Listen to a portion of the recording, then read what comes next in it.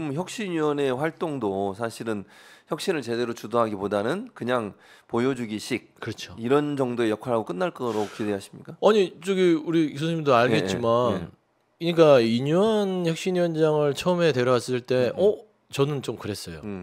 아 그러니까 눈먼 사람이 그냥 문고리 잡은 느낌. 그래서 괜찮겠다 싶었는데 역시 한계가 있었던 것이죠. 그러니까 김기현 대표가 권한이 없으니 국민의힘 김기현 대표가 유명한 혁신이에요.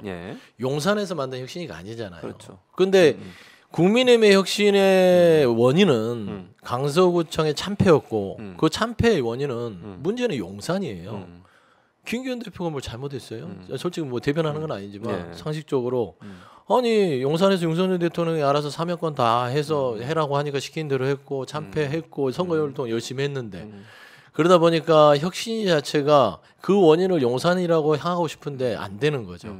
결국에는 김기현 대표 체제 2기를 비대로 넘어가는 징검다리 수준에서 그냥 나름대로 그냥 좀 하는 정도 수준일 거예요. 왜냐하면 용산에 대해서 아무 말도 못 할 거거든요. 저는 그런 부분에 있어서는 열심히 몸부림을 치나 그 한계에서 벗어나지 못할 거다. 그렇게 보고 있는 것이죠. 뭐 특별히 혁신을 할 수 있는 그런 못하죠.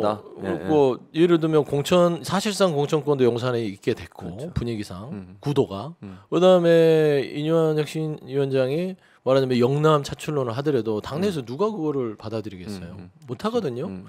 뭐 예를 들면 김기현 대표가 나 불출마할게 아니면 내가 수도권으로 올게 이런 선언을 하지 않는 이상 저는 용언하다고 보고요. 그다음에 당용 관계에 있어서 용산은 더 이상 당무 개입하지 말아라.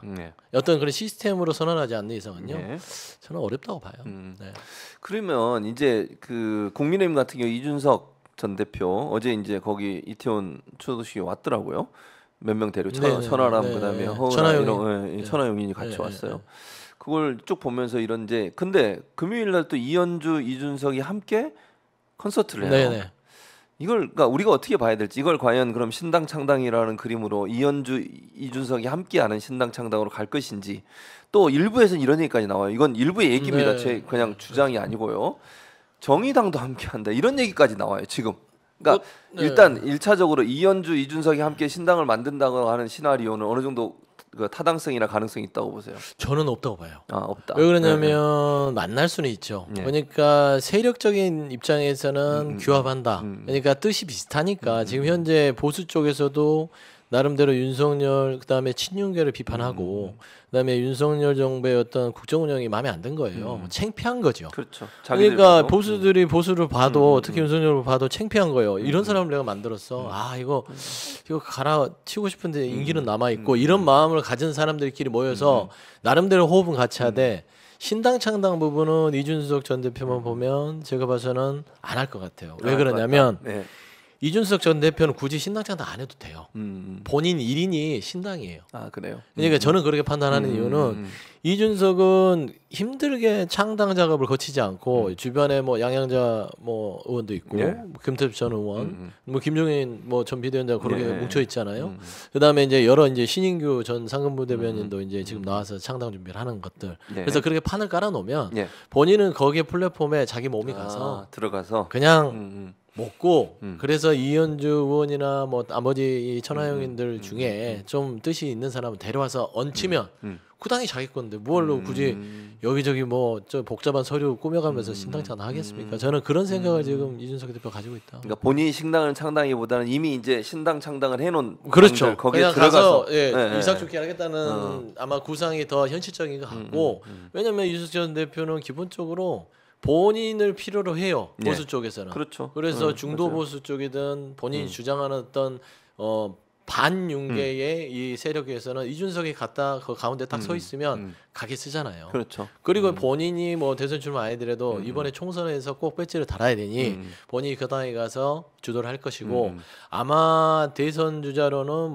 얘기한 바는 없었겠지만 머릿속에는 유승민 전 의원을 이런 어떤 삼지대의 보수 신당에서의 대표 주자로 이제 세워놓고 지금 현 정부가 각을 세우면서 아마 총선을 이끌어가지 않을까 그렇게 보고 있죠.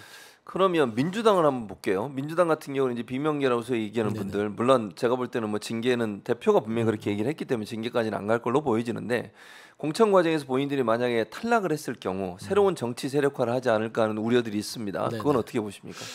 근데 네. 그렇게 되면은 이제 정치 인생을 끝내는 거잖아요. 그분들 근데 입장에서는요. 이제 지금 뭐 비명계라고 일컬어지는 분들이 물론 이제 당에 다른 소리를 낼 수는 있으나 예. 좀 과한 부분들은 분명히 있어요. 예. 그래서 제가 늘 얘기하지만 과하면 안 된다.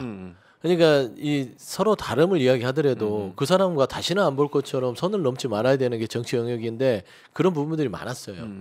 그러니까 이재명 대표도 그런 부분을 많이 참고 인내하고 있는데 저는 이 정도 되면 좀 어느 정도 어떤 통합 부분에 있어서 협조를 하는 게 맞다. 라는데 이제 공천 과정에서 나중에 가서 탈락을 한다?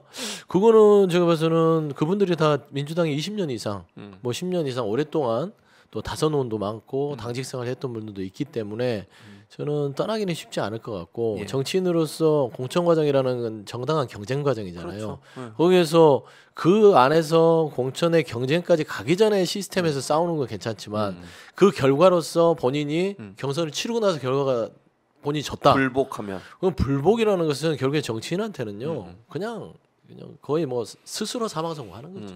그래서 저는 그런 일은 없고 그 와중에 또 신당으로 넘어가서 정치를 하겠다. 예. 그러면은 뭐 제가 이제 뭐 특정인은 아니지만 모 민주당에 있다가 여기저기 있다가 지금 뭐 충청 지역에서 도지사 하시는 분이 있어요. 그런 정도 수준의 이제 아무 의미 없는 그런 정치를 갈 길이 갈 공산이 크다 그래 보거든요. 그럼 일부에서 이제 얘기되고 있는 게 사실은 이제 김한길 지금 현재 네네. 국민통합위원장을 중심으로 해서 매일 시나리오는 이거예요. 김한길 위원장이 신당을 창당하고 그게 국민의힘과 합당을 하고 이런 시나리오로 가는데 그 과정에서 김한길 위원장이 어쨌든 예전에 이제 민주당 출신이니까 여기서 떨어져 나온 소위 이제 공천에 탈락한 비명계나 이런 사람들을 규합해서 중도 성향을 좀 더 강화하려는 그런 그러니까 예를 들면 국민의힘이 갖고 있는 조금 약간 극단적인 그런 모습들을 좀 무마하면서 색깔을 바꾸려고 하지 않을까 이런 추측도 있는데 예상도 있고 어떻게 보세요? 저도 많이 생각을 해봤어요. 네. 그래서 지금까지 보통 사는 이 그 현재를 분석하려면 패턴을 분석하면 된다고 저는 보거든요. 예. 그러니까 지금 김기현 체제를 2기로 만들어놔서 거의 더 식물로 만들어놨는데 뭐 혁신이가 들어와서 이념 위원장이 김한길 지금 통합위원장과 관계가 있어요. 뭐 굳이 이제 김한길 위원장 부인하지만 예. 이념 위원장 같은 경우는 솔직하게 얘기하는 스타일이니까 예. 친하다고 하잖아요. 예. 근데 통상 정치 언어로는 재보궐 참 패배하면 혁신이가 들어서고 혁신이 다음 비대위로 가는 게 수순이에요. 늘 어떤 당이든 그래 왔고. 그러면 지금 비대위로 가는 체제인데 결국에는 영남 차출론을 지금 이뇨한 위원장이 밀당을 하면서 계속 포기하지 않고 흘리고 있거든요. 예. 저는 이건 뭐냐면 물갈이에요. 아, 물갈이다. 근데 물을 가려면은 헛물들을 치워야 새물을 넣을 거 아닙니까? 그렇죠. 그 새물을 저는 용산이라고 보는 거죠. 용산과 김한길 통합위원장의 머릿속에 구상하고 있는 인물들로 채워서 국민의힘의 어떤 플랫폼에다가 껍데기를 완전히 바꿀 작업들을 지금 저는 한다고 저는 개인적으로 분석을 하고 있어요.